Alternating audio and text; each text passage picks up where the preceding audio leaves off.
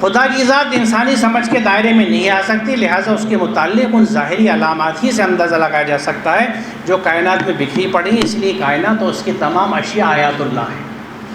دیکھیے یہ بات اس لیے آسان اور سمپل ہے کہ ہماری ہر صلاحیت محدود ہے، اور قرآن خود یہ کہتا ہے کہ ہمیں علم بہت تھوڑا دیا گیا ہے۔ یہ جو پورا الیکٹرو میگنیٹک اسپیکٹرم ہے، سورج سے جتنی روشنی آتی ہے اس کا تھوڑا سا حصہ ہم دیکھ سکتے ہیں جس کو ویزیبل اسپیکٹرم کہتے ہیں، اتنا سا ہے۔ نہ ادھر کا حصہ دکھتا ہے، نہ گاما ریز دکھتی ہیں، نہ ریڈیو ویوز دکھتی ہیں، نہ ایکس ریز دکھتی ہیں۔ یعنی ہماری بصارت، ویژن بھی محدود ہے، لیمیٹڈ ہے، سماعت محدود ہے۔ ہمیں راڈر کی ویو سنائی نہیں دیتی، چمگادڑ کی جو ویوز نکلتی ہیں وہ سنائی نہیں دیتی، ریڈیشنز۔ تو آپ محدود سے لامحدود کا احاطہ نہیں کر سکتے۔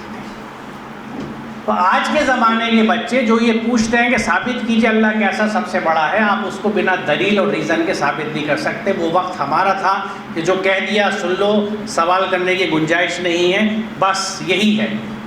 اب وہ جنریشن نہیں ہے، وہ سوال کرتے ہیں۔ تو قرآن دلیل سے بات کرتا ہے اور دلیل سے ہی سمجھاتا ہے، اور برہانی مانتا ہے، ہاتھو برہانکم، ہر چیز کے لیے دلیل مانگتا ہے کہ دلیل دکھا دو، بات صحیح ہے تو، ورنہ چپ بیٹھو۔ تو جب ہم محدود علم سے لامحدود کا احاطہ نہیں کر سکتے تو اس لامحدود کو کیسے پہچانیں؟ اس کا راستہ اس نے ہمیں قرآن میں دکھایا کہ میری آیات کو دیکھو، ان آیات کو سمجھو گے تو تمہیں میرا جلوہ اس میں نظر آئے گا۔ آیت کو آگے دیکھتے ہیں کہ کیا اس کے بارے میں ابن فارس نے کہا ہے کہ تائیہ کے معنی ہے کسی جگہ ٹھہرنا، تائیہ بالمکان، وہ اس جگہ ٹھہرا، اس نے دیر لگا دی۔ ابن فارس نے کہا ہے کہ اس کے بنیادی معنی ٹھہر کر غور و فکر کرنا اور قصد و ارادہ کرنا ہے۔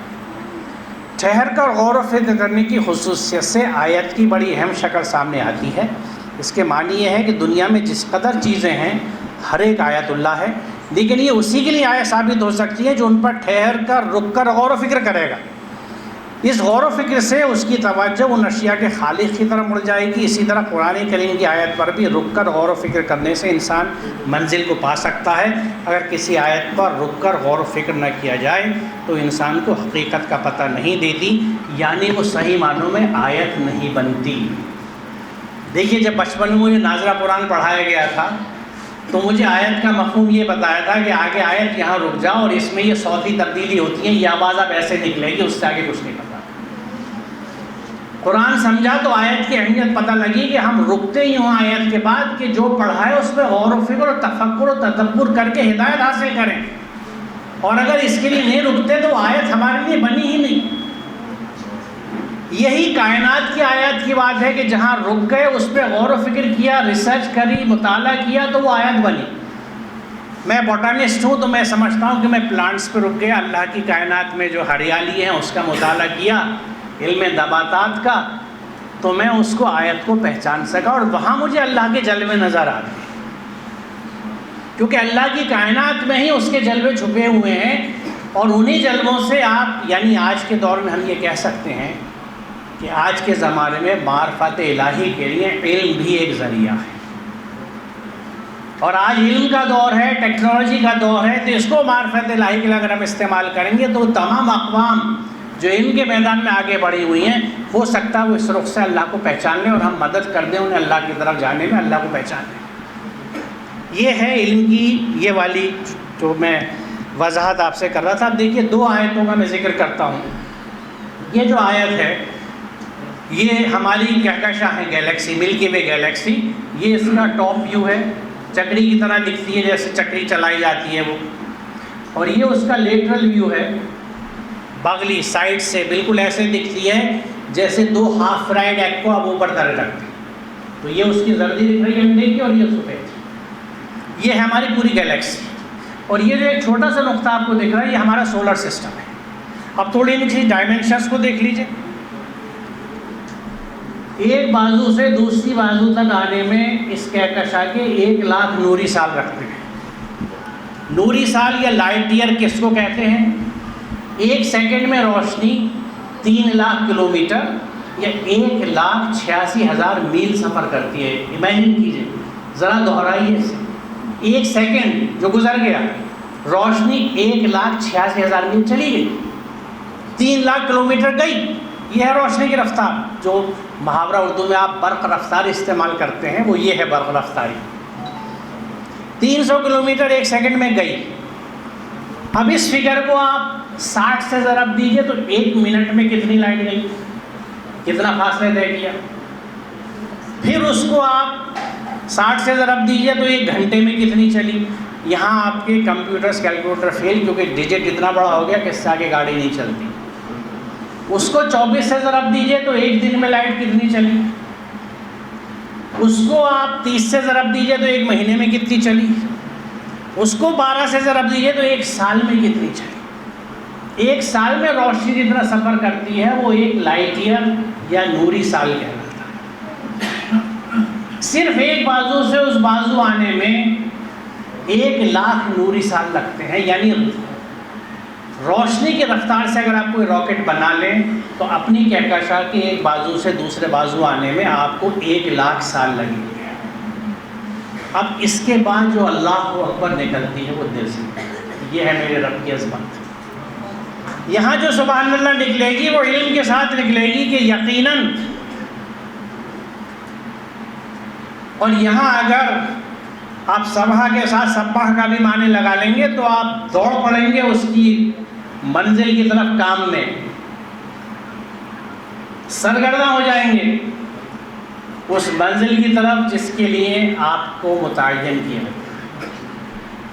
تو یہ, اور پھر ایک بات دیکھیے کہ اس کہکشاں میں کیا ہے. آپ ذرا باہر نکلیے, رات کو تارے آسمان میں نظر آتے ہیں. ایک تال موتیوں بھرا ہمارے سل پہ الٹا پڑا, کچھ ایسی ایک نظم تھی, آپ نے پڑھائی ہوگی. ذرا غور تو کیجئے کہ یہ جو ستارے ہیں در حقیقت ہر ایک سورج ہے, بہت دور ہے اس لیے اتنا چھوٹا دکھتا ہے. ہمارا سورج جو ہے یہ در حقیقت تارا ہے, یہ ایک اکیلا تارا ہے جو دن میں نظر آتا ہے. باقی دن میں تارے تھپڑ پڑنے میں نظر آتے ہیں استاد کے, یہ تارا بنا تھپڑ کے نظر آتا ہے. کہتے ہیں نا تھپڑ ایسا پڑتا ہے دل میں تارے, اور باقی زور سے یہاں لگے تو آنکھوں میں تارے آتے ہیں. میرے پڑھا ہے, مجھے معلوم ہے کہ تارے دکھتے ہیں, کیونکہ اللہ کا شکر ہے میں اپنے اساتذہ کے ہاتھوں بھی پٹا ہوں اور اپنی والدہ کے ہاتھوں بھی پٹا ہوں, اور اسی کا تو فعل ہے کہ آج میں یہاں کھڑا ہوں, کیونکہ میں دوسرے وقتوں کا ہوں. میرے وقت میں جب بچے کو اسکول میں داخل کیا جاتا تھا تو یہ کہا جاتا تھا کہ ماسٹر جی کھال چمڑی آپ کی, ہڈی ہماری, جو چاہو کرنا لیکن ٹھوک پیٹ کے ہمیں ایک اچھا آدمی چاہیے. اس پر تربیتیں ہوا کرتی تھیں. آج ہم گھر میں شہزادے پیدا کرتے ہیں ناز و نعم کے مارے. مجھ سے ایک مجلس میں ایسے میں پوچھا کسی نے بے چین ہو کے ایک بے قرار دل نے کہ صاحب یہ ہمارے لڑکے جو ہیں نہیں پڑھتے, ڈراپ آؤٹ سب سے زیادہ لڑکوں کا ہے, لڑکیاں پڑھتی ہیں, اس کا کیا حل ہے؟ میں نے کہا صرف ایک حل ہے, جو گھر میں برتاؤ لڑکوں کے ساتھ رکھتے ہیں وہ لڑکیوں کے ساتھ کر دیجیے, اور لڑکیوں کا برتاؤ لڑکوں کے ساتھ کر دیجیے. ان کو شہزادہ بنا کے سر پہ بٹھا کے رکھیں گے تو یہ ایسے ہی آپ کو تنگ کریں گے, ان کو اوقات پہ رکھیے تو ٹھیک رہیں گے. بچی جس کی قدر کرنی چاہیے اس کی ہم قدر نہیں کرتے, اور آپ یقین جانیں اللہ نہ کریں لیکن جب کبھی آپ بیمار پڑیں گے تو آپ کی بیٹی پہلے آئے گی, بہو بعد میں آئے گی آپ کی خدمت کرنے کے لیے. وہی بیٹی جس کی قدر ہم نے نہیں کری, کتنی بیٹھی ہوں گی یہاں پر, جس کے لیے ہمارے نکمے نامرد جوان جہیز لیتے پھرتے ہیں. نامرد اس لیے کہتا ہوں کہ مردانگی دوسرے سے بھیک لینا نہیں ہے. کیسی مردانگی دوسرے سے بھیک لیتے ہو؟ اپنے قوت بازو سے کرو جو کرنا ہے. لڑکی کے گھر کے پیسے کو کیوں دیکھتے ہو؟ جبکہ یہ حرام ہے. میسر ہے, پڑھ لیجئے, دیکھ لیجئے میسر کا مفہوم مادے کے اعتبار سے جائیے دیکھیے, اور دیکھیے اس وقت صرف ایزی منی کا طریقہ جوا تھا. جس وقت قرآن آیا ہے سماج میں, جس سماج میں وہ قرآن اترا ہے, ایزی منی بنا محنت کے, پروپورشنیٹ ایفرٹس کے بنا جو محنت پیسہ ملتا ہے وہ صرف جوا ہوا تھا, اس لیے اس کا ترجمہ جوا ہو گیا. ہم نے آج تک اس پہ اثر غور و فکر ہی نہیں کیا. اسی طرح جس طرح ہمارے یہاں بیلنس آج بھی ترازو ہے, بیلنس کے لفظ انگریزی میں کہاں سے چلا گیا, میزان کے کیا کیا مفہوم نکلتے ہیں, ہم ترازو پہ اٹکے ہوئے. جبکہ ترازو کے نقطہ نظر سے دوسری جگہ ایک آیت باز ہے جو ڈنڈی مارنے والوں کے متعلق ہے. تو یہ غور و فکر کی بات ہے. جب ہم قرآن کو پڑھتے ہی نہیں ہیں تو تدبر کون کرے گا؟ تدبر نہیں کریں گے تو اس کے مفہوم کھل کے نہیں آتے. ہر دور کے لیے قرآن ایک نیا مفہوم لے کے آتا ہے, اور اگر آپ اسے نہیں مانتے تو قرآن ہر دور کی کتاب ہو ہی نہیں سکتی. اگر اس کو آپ نے جامد کر دیا اور ایک ہی مفہوم کو لے کے بیٹھے رہے تو ہر دور کی کتاب نہیں ہے, اس دور کی کتاب ہے جس دور میں وہ مفہوم لکھا گیا تھا.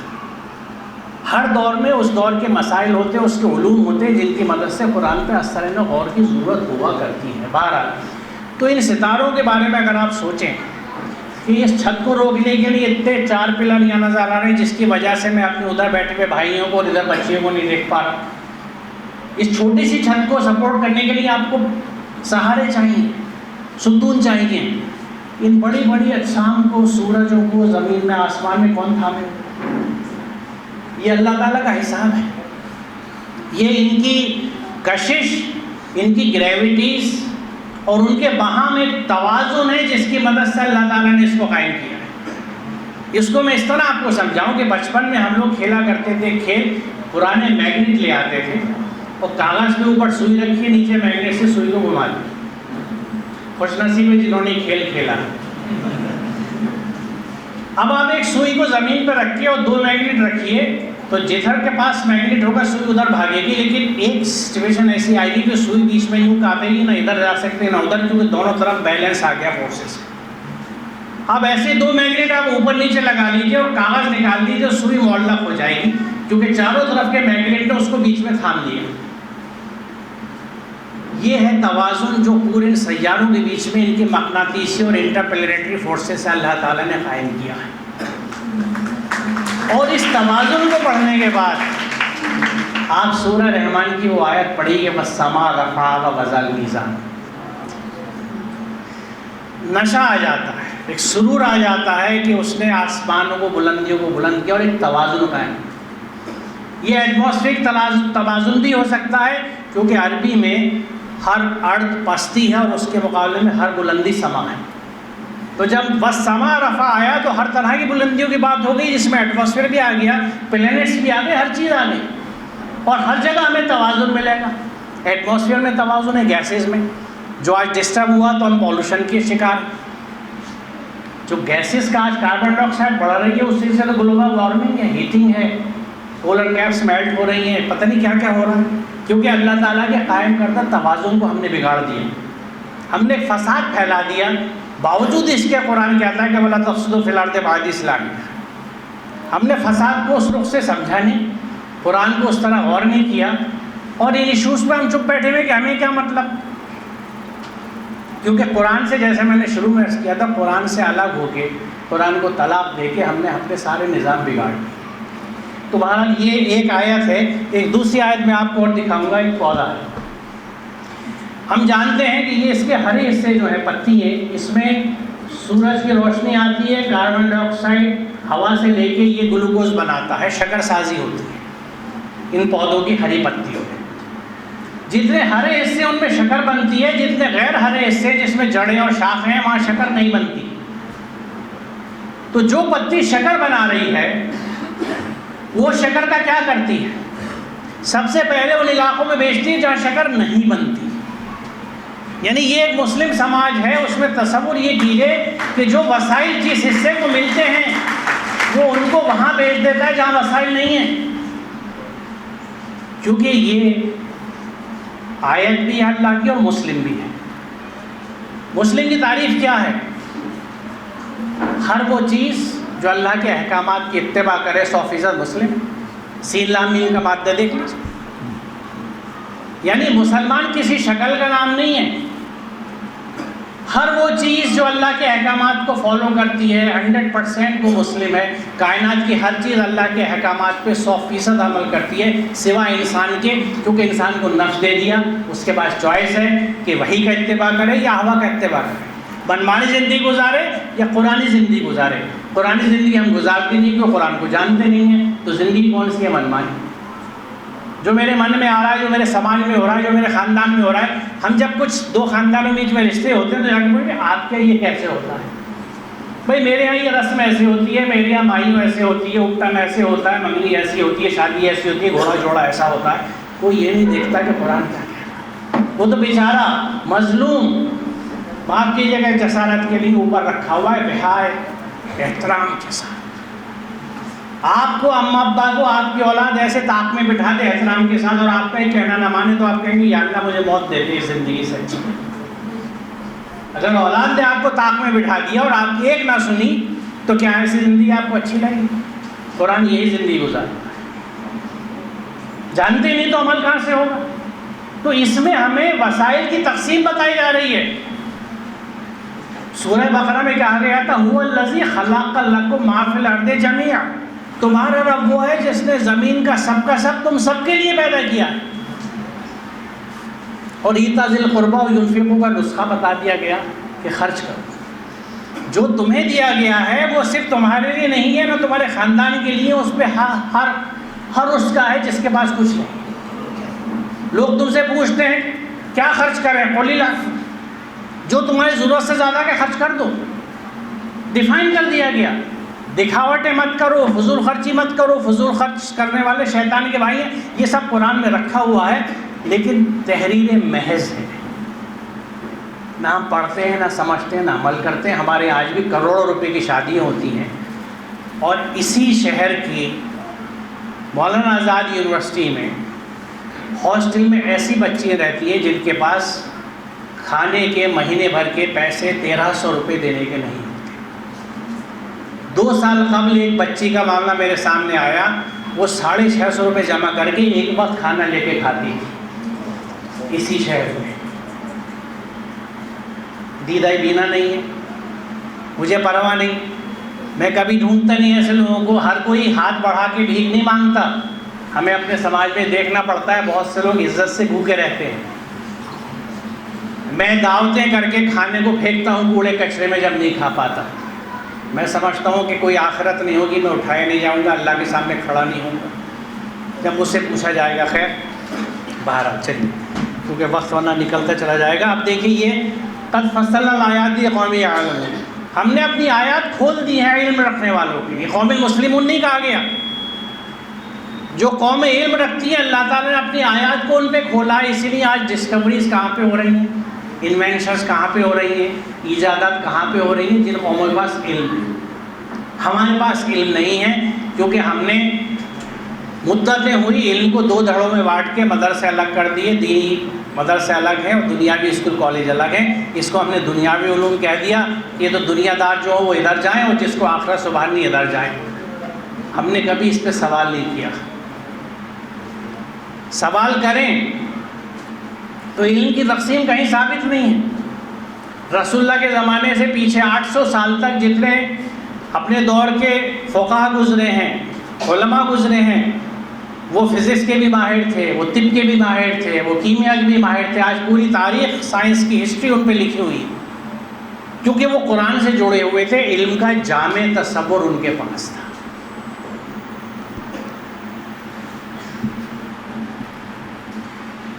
اب یہ آیت میں اس لیے آپ کے سامنے رکھ رہا ہوں کہ یہ چشم کشا ہے. پتہ نہیں آپ میں سے کتنے لوگ جانتے ہیں کہ قرآن آپ پہ فرض ہے. سورہ قصص آیت نمبر 85 ان الذی فرض علیک القرآن لآتوک الامانۃ، کہ بے شک وہ اصلی جس نے تجھ پہ قرآن فرض کیا ہے تجھے ایک انجام کو پہنچانے والا. میں نے جب یہ پہلی دفعہ سنی تھی تو یقین جانے پہلو ترے زمین نکل گئی تھی کہ یا اللہ مجھ پہ قرآن فرض ہے، مجھے یہی نہیں پتہ اس میں لکھا ہوا کیا ہے تو میں کر کیا رہا. تو ہمیں یہ یاد رکھنا ہے کہ قرآن ہم پہ فرض ہے اور بات صرف فرض کی نہیں ہے. آگے دیکھیے کہاں کہا جاتا ہے اتبعوا ما انزل الیکم من ربکم، جو تمہارے رب کی طرف سے نازل کیا گیا اس کی اتباع کرو، اس کو فالو کرو. بات یہ مکمل ہو گئی تھی لیکن آگے مزید ایمفیسس دی جاتی ہے ولا تتبعوا من دونہ اولیاء، کسی اور اولیاء کا اتباع مت کرنا. یعنی یہ مینڈیٹری ہے ہمارے اوپر کہ صرف اور صرف قرآن کا اتباع کرنا ہے.